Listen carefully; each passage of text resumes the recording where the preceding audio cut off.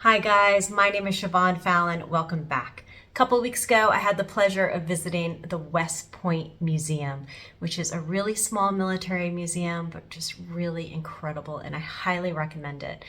Every summer when I'm home visiting family, I make sure I stop in at least once, and I check out all of the Indian War and Little Bighorn exhibits.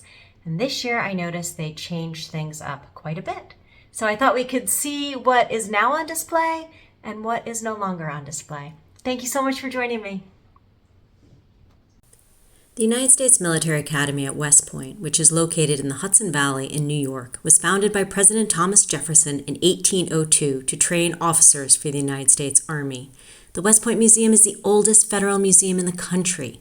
In 1843, the museum set about to collect, preserve, and exhibit historically significant artifacts. And in 1854, while Robert E. Lee was the superintendent at West Point, the museum was opened to the public. The West Point Museum follows the motto of preserving America's military heritage and thus traces the history from when the West Point area was a garrison during the Revolutionary War all the way up to the modern day. It also looks at how over 80,000 graduates from West Point, that long gray line, have shaped American history, from Medal of Honor recipients, generals, astronauts, presidents, and everything in between. And of course, one of those graduates was George Armstrong Custer. Custer was the son of a poor blacksmith. He was a school teacher when he applied to the military academy at West Point, and it's thought he may have gotten his appointment because of Mary Holland, and that's Custer holding her image right there. The story goes that Custer was pursuing this young woman, and Mary Holland's powerful father did not like it. So he recommended young Custer for a highly prized slot at West Point, ensuring Custer was sent very far from his daughter. Custer entered West Point in the summer of 1857. He may not have been the best student of his class, but one West Point friend, Tully McCrae, wrote of Custer in January of 1861, "The great difficulty is that he is too clever for his own good." Custer got an awful lot of demerits, but he never exceeded the limit, unlike another West Point graduate in the 7th Cavalry, Major Marcus Reno. Reno had to repeat a year at West Point because of his amount of demerits. Custer was the class goat at graduation, which means he graduated last of his class of 34. However, it didn't start out that way. 108 young men made it as far as the entrance exam, and only 68 passed. And then a considerable number withdrew to join the Confederacy. West Point was and still is an elite university, and Custer was one of the few who made it through and graduated. Then Custer went on to become one of the most celebrated Army officers of the Civil War, fighting on behalf of the Union. He was one of the youngest men in American history to be promoted to Brigadier General of Volunteers at the age of 23. Okay, let's get back to our quick tour. The West Point Museum often tells the story of American history through the experiences of West Point graduates. Here's a bust of Henry O. Flipper, who was born enslaved in Georgia in 1856 and became the first African American to graduate from West Point in 1877. Here's Lieutenant General Leslie Groves of the Manhattan Project, who you all might remember was recently played by actor Matt Damon in Oppenheimer. The museum also delves into modern conflicts and our contemporary generals and leaders. But perhaps the craziest chapter of West Point graduates making history is the Civil War. At the beginning of the Civil War, when you tally up the officers serving for the Union as well as for the Confederacy, 75% of them had been educated at West Point. Congress was so outraged by the number of West Point officers leading the rebellion that there was a vote to close West Point in 1863. But the victories of West Point graduate General Ulysses Grant swayed them to keep USMA open. A great example is the first battle of the Civil War, with one West Pointer firing on another. On April 12, 1861, at Fort Sumter, South Carolina, Charleston, General P.G.T. Beauregard, class of 1838, bombarded the Union commander at Fort Sumter, Major Robert Anderson, who is class of 1825. Not only had Beauregard been the superintendent at West Point just a couple months earlier, but Major Anderson had been Beauregard's artillery instructor when he was at West Point. You see this again and again. As I mentioned, Robert E. Lee had once been the superintendent as well, and thus had mentored many of the young men on both sides of this conflict. Custer also found himself going to battle against his friends. Here's a display of Southerners who graduated from West Point. This is the coat of Confederate Major General Thomas Rosser. The description tells how Custer and his men captured this coat at the Battle of Tom's Brook, and Custer sent the taller Rosser a note saying, "Please instruct your tailor to make the coattails of your next uniform a trifle shorter." Rosser responded by sending Custer a pair of Custer's underwear that Rosser's men had captured when they seized Custer's personal trunk at the Battle of Trevelyan Station. Custer's widow, Elizabeth Custer, donated this coat to West Point. Another Southerner in this display case was a friend of Custer's, and I mentioned him briefly earlier, Tully McCrae. McCrae was born in Mississippi, but unlike Tom Rosser, McCrae chose to serve with the Federalist cause. There's a bandage there that had been used when McCrae was badly wounded in a fight, and McCrae would go on to teach at West Point. Now, I might have somehow missed it, but strangely, I did not find any other mentions of Custer in the Civil War, and certainly I did not see any images of the Civil War boy General Custer on display. Though I know the West Point Museum has a significant amount of items that belong to Custer. One in particular is this letter from Custer's widow, Libby, framed with souvenirs key to the Civil War story. Libby had a few of these made, and she gifted them to her husband's officer friends. This item is not currently on display. Here is part of the white towel that served as the flag of truce that was given to Custer by the Confederates at Appomattox. And in the middle there is a piece of a red tie that Custer and his Michigan Brigade Wolverines made famous. Lastly, there's a splinter or a piece of wood taken from a small drawer within the very table that the surrender agreement was written upon. This table that's circled.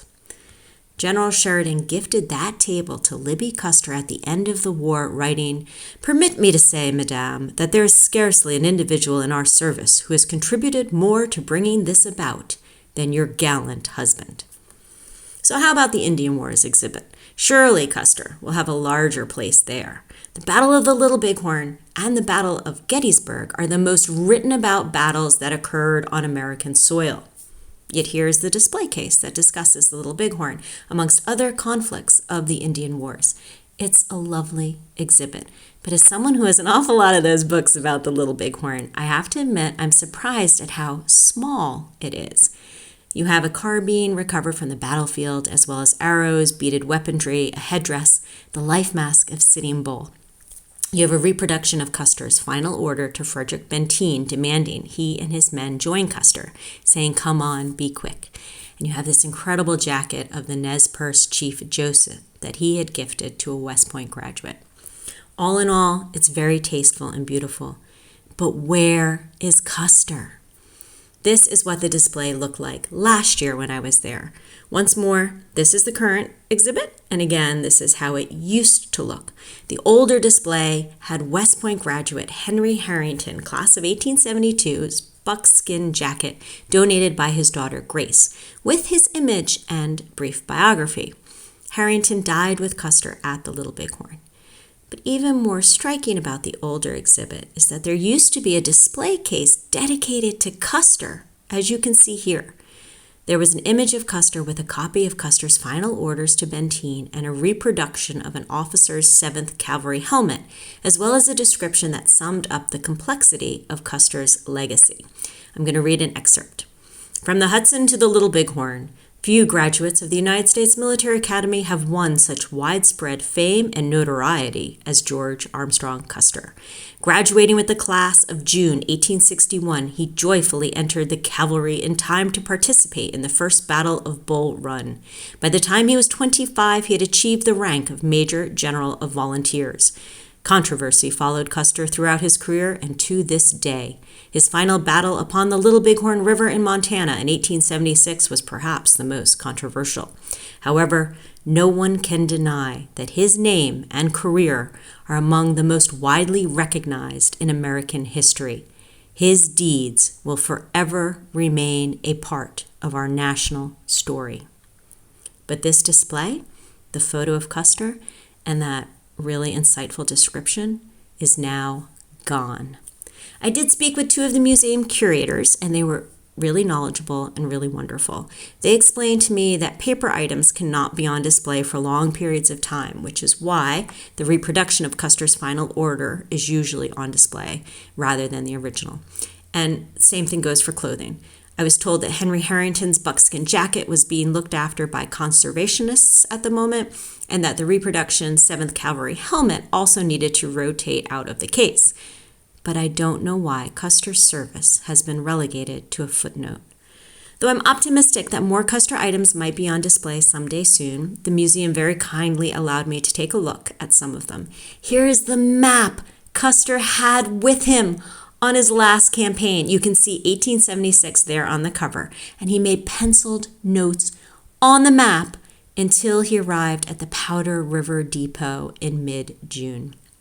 Unfortunately, the lighting in this room didn't allow for better images. And that's a picture of me very excited to get a look at that map. And here's Custer's trunk. Here are the Libby Custer items I mentioned earlier, right next to the original final order to Benteen.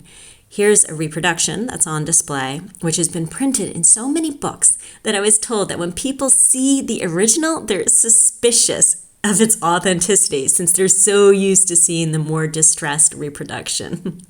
The original is pretty pristine. It's just unbelievable. Here's a closer look. I got goosebumps, guys. Can you believe that this was in Benteen's pocket during the fight at the Little Bighorn, and he pulls it out at the Reno Court of Inquiry in 1879 and presents it to the court? It's just amazing how close that was to everything. And that's my thrilled selfie with the original order. It was an incredible day. Thank you, West Point Museum. There's so much more to see there. I was especially taken with this Lakota beaded vest, as you can tell by all the photos I have of it. I'm hoping they'll put a mirror inside the display case so you can see both sides of the vest. The depiction says that in addition to the Lakota Braves that you can get a glimpse of, there's also U.S. soldiers depicted on the front. And there's tons of other stuff that I don't have time to discuss today, but definitely worth looking at. As I mentioned earlier, more than 80,000 Army officers graduated from West Point. That's a lot of alumni. Many of them went on to do great and exceptional things. I know the museum can't possibly dedicate an exhibit to each of them. But Custer served with great distinction and played a profound role in American history and an American legend. Wrote Private Victor Compte of the 5th Michigan Cavalry of Custer in 1863. I saw him plunge his saber into the belly of a rebel who was trying to kill him. You can guess how bravely soldiers fight for such a general.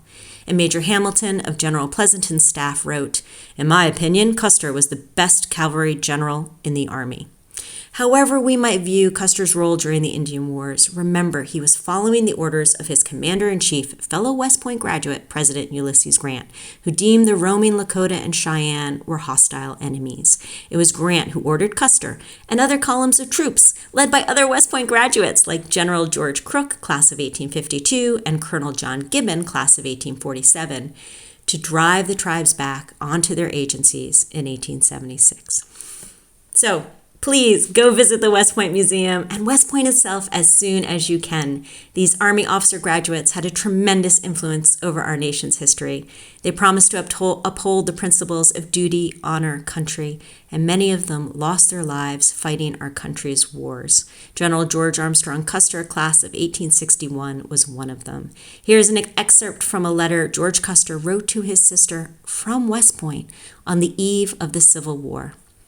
"I would not ask for leave when all are needed.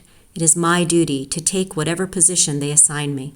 It is useless to hope the coming struggle will be bloodless or of short duration. Much blood will be spilled and thousands of lives at the least will be lost. If it is my lot to fall in the service of my country and my country's rights, I will have no regrets." George Armstrong Custer's body was taken from the Little Bighorn battlefield and reburied at the West Point Cemetery. Decades later, his wife Libby was buried beside him. As always, guys, thank you so much for watching. Please like, subscribe, click your notification bell, watch another video of mine right now, and stay tuned for a new one. I am already working on the next one. And thank you to the West Point Museum and the curators there who so generously gave me that backstage kind of tour of the incredible Custer artifacts. You all should go visit West Point, visit the West Point Museum, and when you do, stop in at the Southgate Tavern, which is my father and brother's Irish pub right outside the Thayer Gate, and tell them I say hello. Okay, guys, hope to see you soon. Thank you so much. Bye.